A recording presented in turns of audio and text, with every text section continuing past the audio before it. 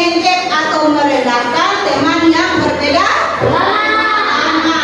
Dalil tentang toleransi beragama ya, ada dalilnya.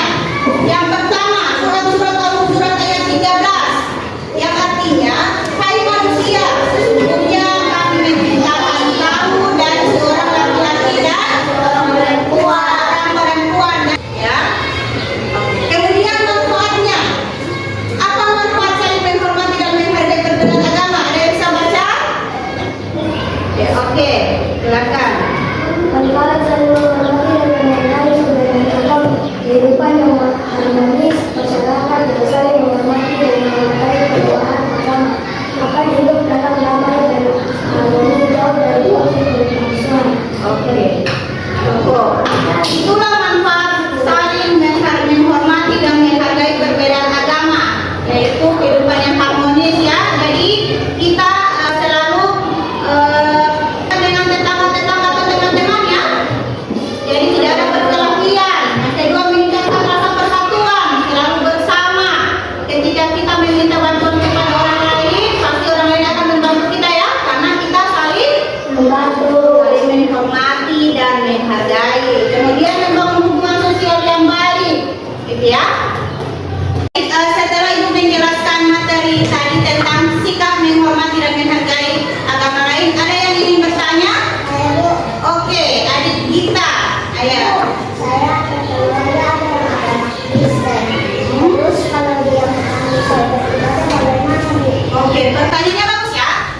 Kita itu mempunyai keluarga yang berbeda agama dengannya ya, atau lebih tepatnya agama Kristen, dan kita mau mengajak untuk beribadah. Apakah bisa teman-teman? Ada yang bisa jawab? Tidak bisa ya. Kenapa? Kenapa tidak bisa?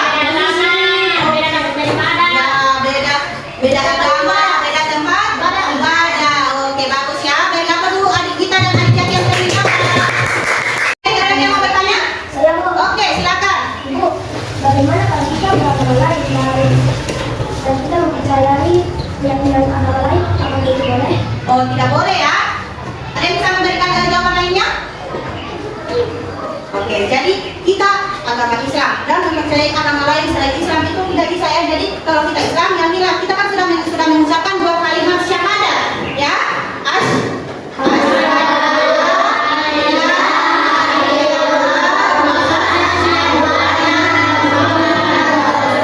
Artinya, aku bersaksi bahwa tiada Tuhan selain Allah, dan aku bersaksi bahwa Nabi adalah utusan Allah ya. Jadi adik-adik percayalah keyakinan kita itu, insya Allah keyakinan kita itu sudah yang terbaik.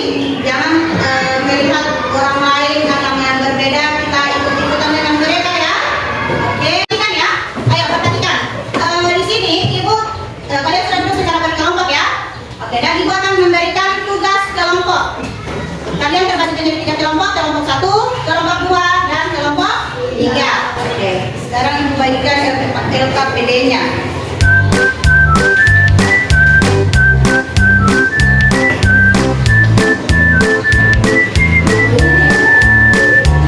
Oke, perhatikan ya.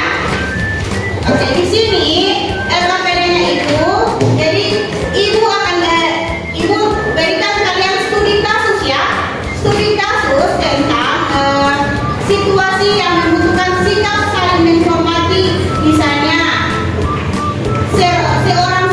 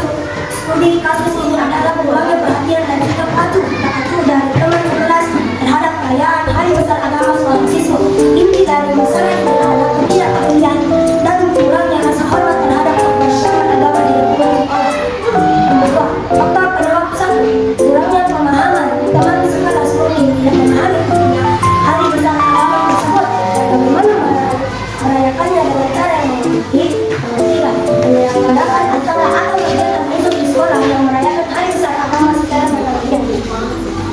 Oke, baik adik-adik. Jadi kalian sudah mempresentasikan hasil kerja kalian ya. Jadi untuk kelompok 1, 2, 3 itu sudah sangat bagus. Tapi untuk nilai plusnya ibu berikan kepada kelompok 2 ya. Beri aplaus untuk kelompok 2. Ya, kita memberikan materi pada hari ini. Ada yang bisa menyimpulkan materi hari ini? Oke, silakan adik Ijaz. Setelah mengobati orang yang beresiko karena mengobati toleransi adalah tidak menjadi perasaan orang lain dari anak hukum kedua. Bukannya ya, oke? Saling menghormati dan menghargai perbedaan agama adalah landasan dalam membangun masyarakat yang damai dan harmonis. Sikap ini selalu ditanamkan sejak dini, terutama di sekolah dan di lingkungan tempat tinggal ya. Jadi agar dapat diciptakan generasi yang toleran dan berbagi. Oke adik-adik, untuk pembelajaran kali ini apakah menyenangkan? Ya. Oke, coba kita berdiri dulu ya. Ayo berdiri. Tepuk apa ya? Tepuk semangat. Ayo 1, 2, 3. Tepuk semangat.